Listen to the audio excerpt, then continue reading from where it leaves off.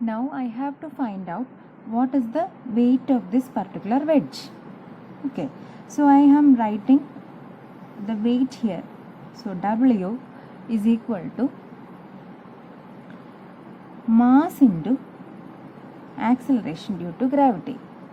Okay, so what is mass? If I know the density of this particular fluid element, if I know the density of this particular fluid element, how can I find out the mass? It is volume into density, that is rho into G. Okay, so what is the volume now? So I have to write down the volume of this particular wedge. Okay, so to find out the volume, you know that this is a triangular shape here. This is a triangular shape and width is 1.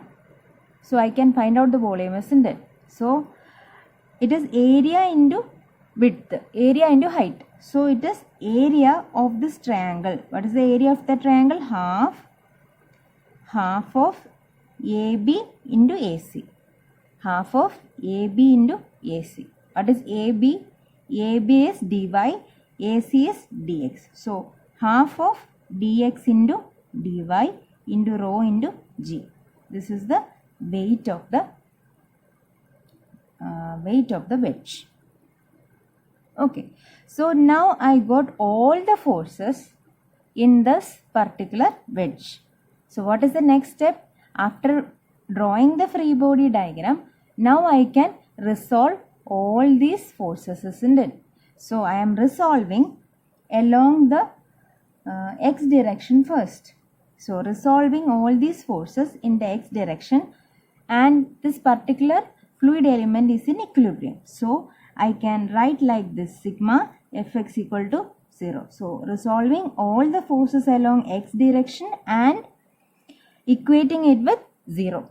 So I am going to resolve it. So first along the x direction. So that is px into dy into 1.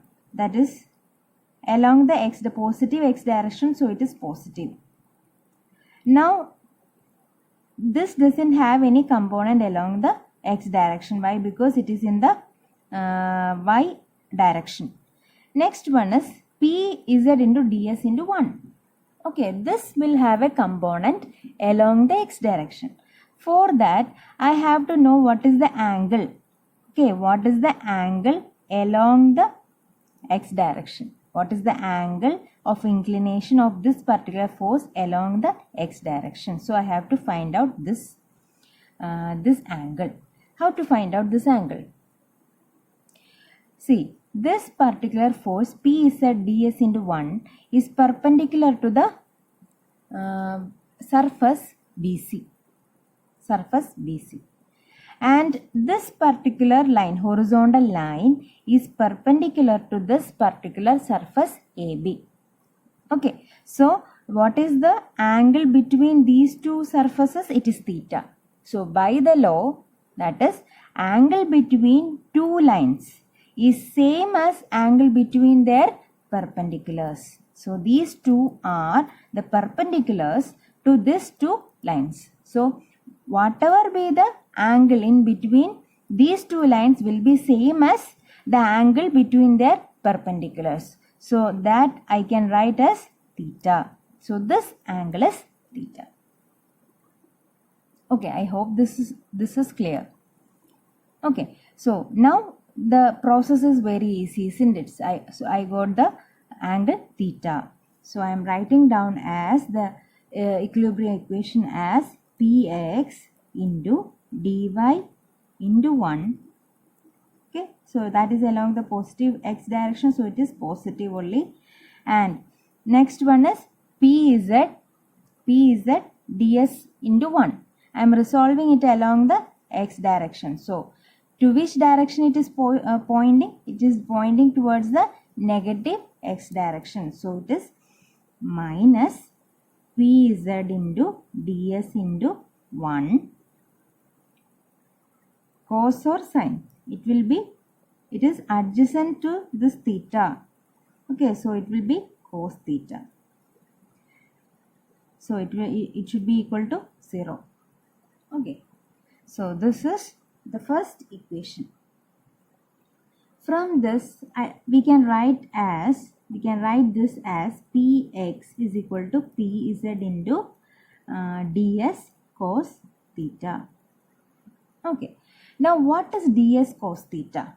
So see here, this is ds, isn't it? So ds cos theta is equal to ds cos theta. This is the hypotenuse. So I can take the component as ds cos theta. ds cos theta. What is ds cos theta? It is dy. So ds cos theta is dy itself. Okay, so here I have forgot this dy. So px into dy. There is a term here dy. So ds cos theta is also dy. So I am cancelling these two dy in the both the sides. Now I can write this as px equal to pz. So we have proved a portion of our statement as px equal to pz. So we have completed only one equation here, isn't it? Only one equation, that is sigma fx equal to 0. Next we will take sigma fy equal to 0. Sigma fy equal to 0. Sigma fy equal to 0. So what are the forces? We will see. What are the forces? Py into dx into 1. So I am writing as py into dx into 1. Okay, py into dx into 1. Okay, this was along the positive y direction, so it is positive only. Okay, what is the next one? Pz into ds into 1. Surely it has a component. So I am resolving it in the y direction. So this is ps ds into 1. Resolving it in the y direction. What is the arrow pointing to? It is in the negative y direction. So it will be minus pz into ds into 1. Okay. So this is minus pz into ds into 1 into we have to take the component. So what was the component? This is theta angle. So along this direction it will be sine theta because it is away from the theta angle. So it will be ps into ds into 1 into sine theta. Then what is the next force to be considered? It is not px dy into 1. Why? Because it is in the x direction. So the next force is we have to take the self weight of this particular wedge which is pointing downwards. So I have to take this as minus w. What was w? Half dx dy rho g. So minus half dx dy rho g. So we have considered all the forces here, which is to be equated to 0 for the equilibrium condition. Okay. Now in this particular equilibrium equation, we are taking a closer look to this particular term. See here, this is half dx into dy into rho g. Okay, already dx is a very small length. This is a very small length, and it is again multiplied with another very small length. So this particular term will be very negligibly small. So we are neglecting this particular term. Neglecting it. Why? Because it is very small. Neglecting this particular term. Now our equation has become py dx minus pz into ds sine theta equal to 0. Now I am writing as py dx equal to pz ds sine theta. Now what is ds sine theta? So in our figure ds sine theta, this is ds, isn't it? So this is theta angle. Sine theta will be the opposite side. So ds sine theta is dx itself. So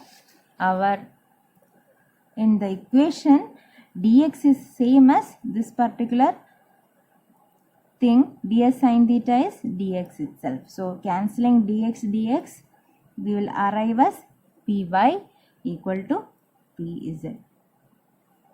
Okay, so combining with the first equation, we will get the proof of our statement, that is px equal to py equal to pz at a point. So the pressure at a point in a static fluid in all the direction is same. Okay.